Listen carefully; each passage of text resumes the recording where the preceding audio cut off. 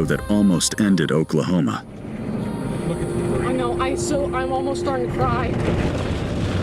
You got it? Yes, oh my God, it just hit somebody's house. There's a house spinning around in the air. The destruction it did was truly horrifying, but after 11 days, another tornado struck again. Oh my God. This is the story of how a tornado almost ended Oklahoma twice. To understand what May 2013 did to Oklahoma, you have to go back to May 3rd, 1999. That evening,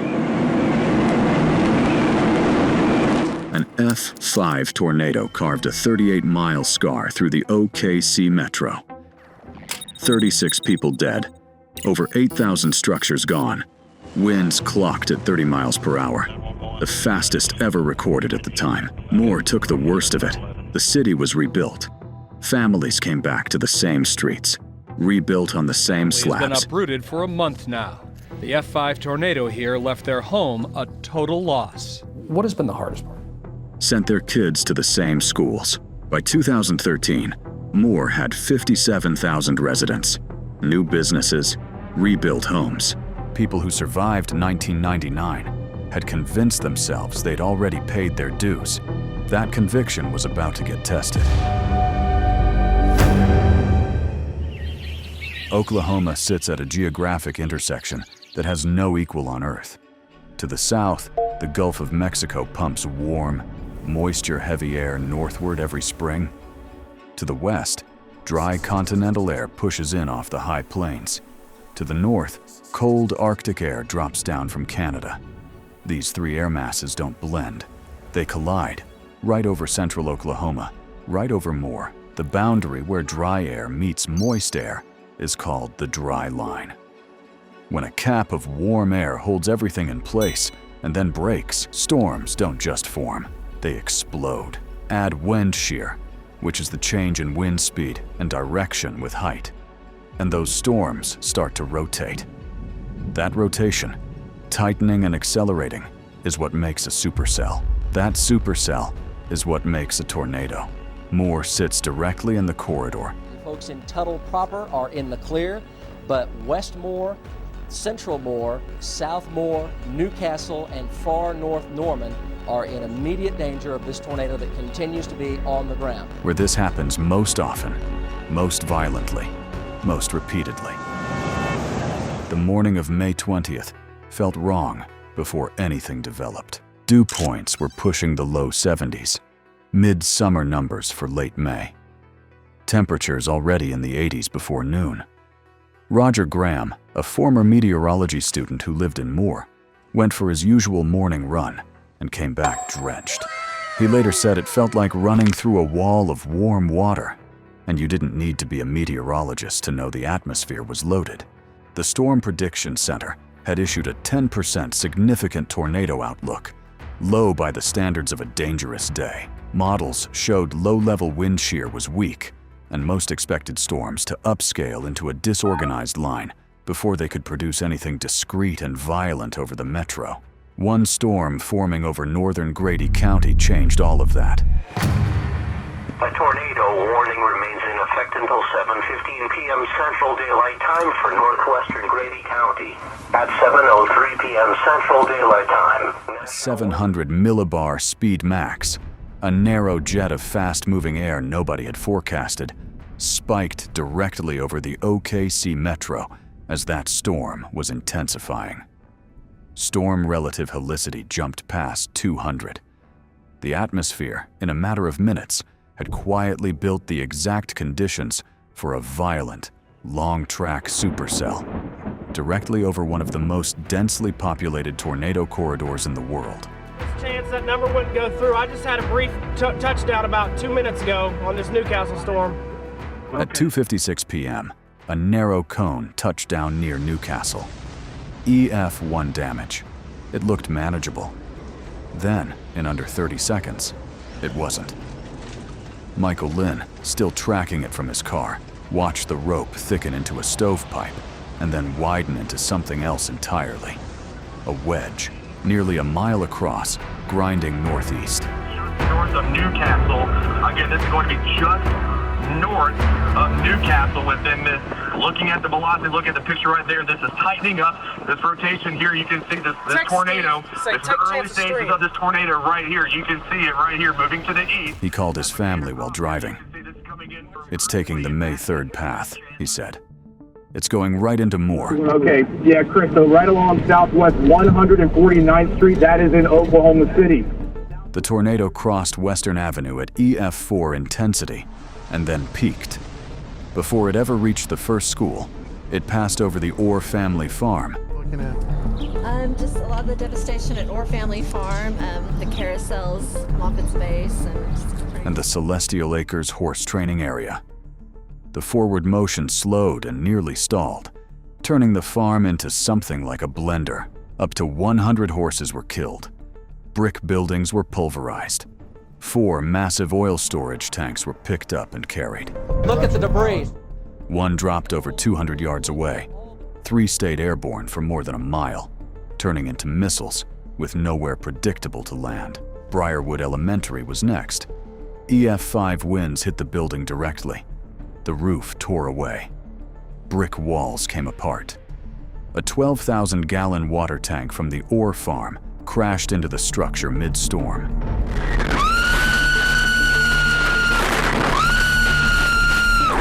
You can't see it, but you can hear it. Terror in the darkness. By any reasonable calculation, nobody inside should have walked out.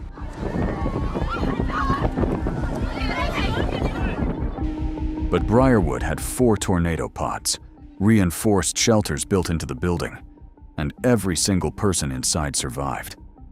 Teachers passed children out through a narrow opening in the rubble until the count was complete. The vault. They were holding the door shut, but when the pressure started to drop and our ears started to pop, that's when the bank manager started yelling, "Don't let go." That 5th grade teacher took ABC's David Muir back to where she and her students had huddled together. This is where we lost. 0 fatalities. Plaza Towers Elementary had no shelter. 75 students and teachers were inside when the tornado hit. They did everything right.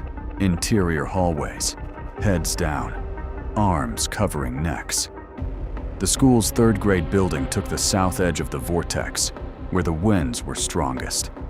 A hallway wall designated as a safe area collapsed on top of the students sheltering beneath it. 7 3rd grade children died.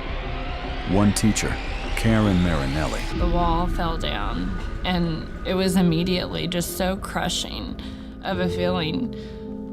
I mean, I immediately thought, we're gone, we're gonna die.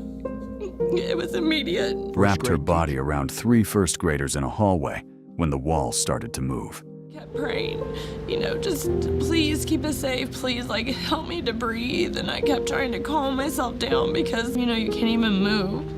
So I just continuously prayed that we would make it through, the weight of the wall wouldn't come down anymore. And under her, unharmed, Elisa's son, Liam. All the teachers in the halls that day had thrown themselves over what students they had remaining. And Miss Marinelli happened to have the 3 smallest boys left in her class. A car fell from the sky. A brick wall came down on top of her. She held her position. The 3 children underneath her survived. She spent 3 months in a wheelchair before making a full recovery. The children she shielded walked away without serious injury. 3 people died at a gas station on Telephone Road when the tornado nearly stopped moving and sat over the intersection. That near-stationary loop redirected the path southeast, directly toward Moore Medical Center. 400 patients, employees, and shelter seekers were inside. Staff moved everyone out before the tornado arrived. The building took EF4 damage. Every window blew out. Cars in the parking lot fused together into unrecognizable shapes. Nobody inside died. When the tornado finally dissipated east of Air Depot Boulevard at 3:35 p.m., it had been on the ground for 39 minutes. It left a 14-mile scar, 1.3 miles wide at its peak. 24 people were dead. 212 were injured. Over 1,150 homes were destroyed, and $2 billion in damage made it the third costliest tornado in American history at that point. Roger Graham parked 2 miles away and ran home in business clothes.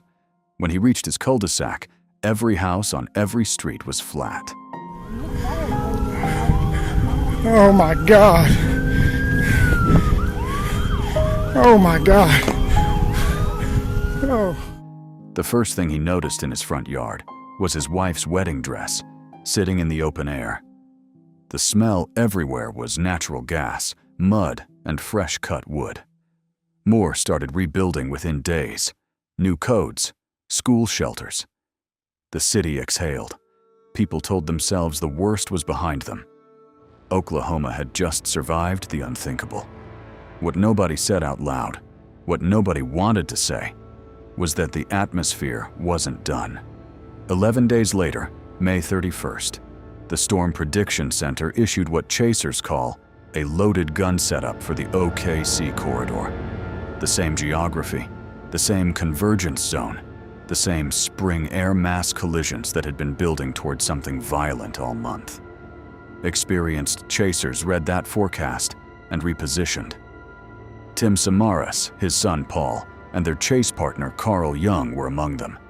The TwistX team had been doing this for decades, not for footage, not for fame, but to deploy scientific instruments directly into tornado paths and capture pressure, temperature, and wind data that no satellite or radar tower could reach. That data had helped build the warning systems that told Moore's residents to take cover on May 20th. They understood these storms at a level most people never would. What formed west of El Reno that evening didn't behave like the Moore tornado. It didn't build steadily or hold a predictable track. From the moment it touched down, it was erratic, rain-wrapped, meaning the circulation was hidden inside a curtain of heavy rain that made visual tracking nearly impossible. Multiple subvortices spun around the main circulation, each one capable of producing violent damage on its own, orbiting a center that kept shifting direction. Chasers who had logged hundreds of tornado intercepts were making real-time repositioning calls based on a storm that wasn't following any pattern they'd seen. Then came the size. At peak, the El Reno tornado measured 2.6 miles wide. That is the widest tornado ever recorded in history.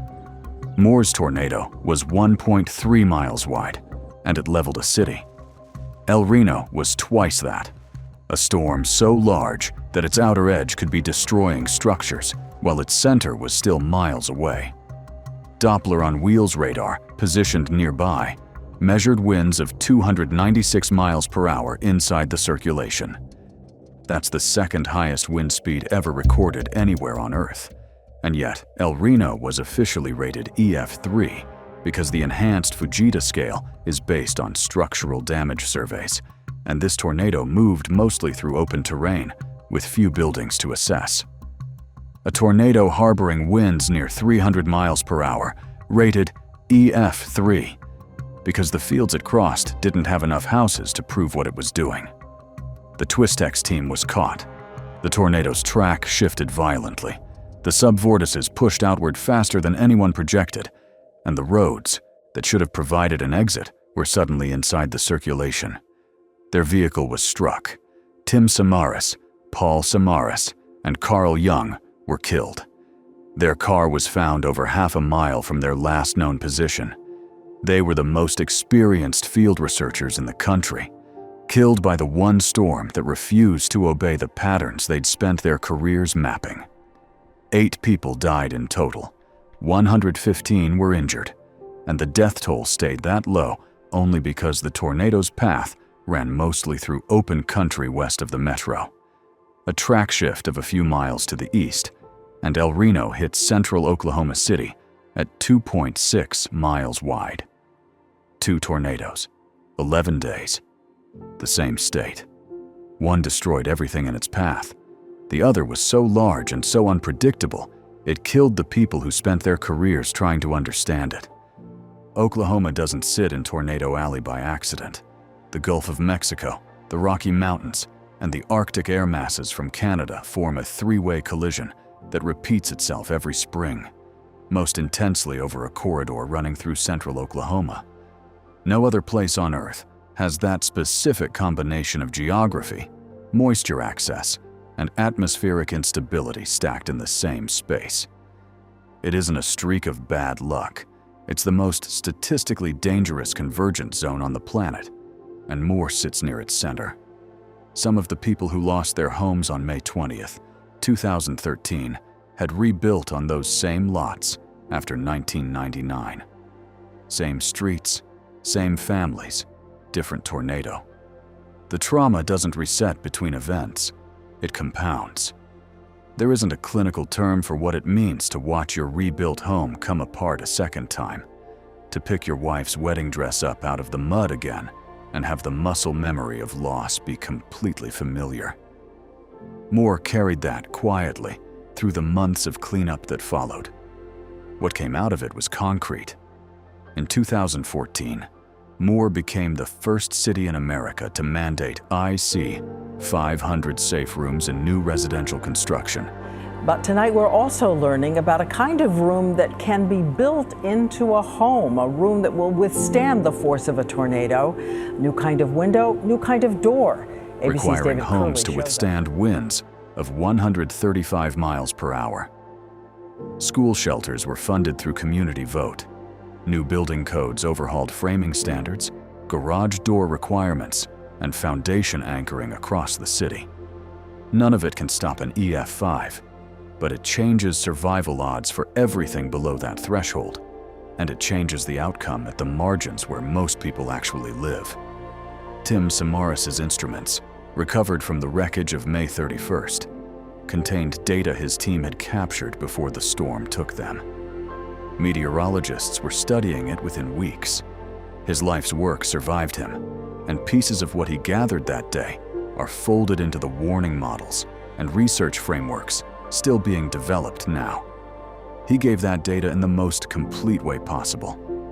The question El Reno leaves open is the one that doesn't have a reassuring answer. If the people who understood these storms better than anyone, who had the training, the equipment, the experience, and the escape routes planned, still couldn't survive one when it decided to move wrong, what does that mean for everyone else in that corridor?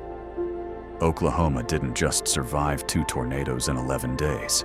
It survived 2 events that, by every atmospheric measure, had no reason to happen in the same month, to the same communities, inside the same stretch of sky. The survivors rebuilt. The chasers kept chasing. The meteorologists kept going back into the data. Not because the fear went away, but because the alternative was letting the storms define what was possible. Subscribe for more stories like this one, and share it with someone who needs to understand what Oklahoma carries.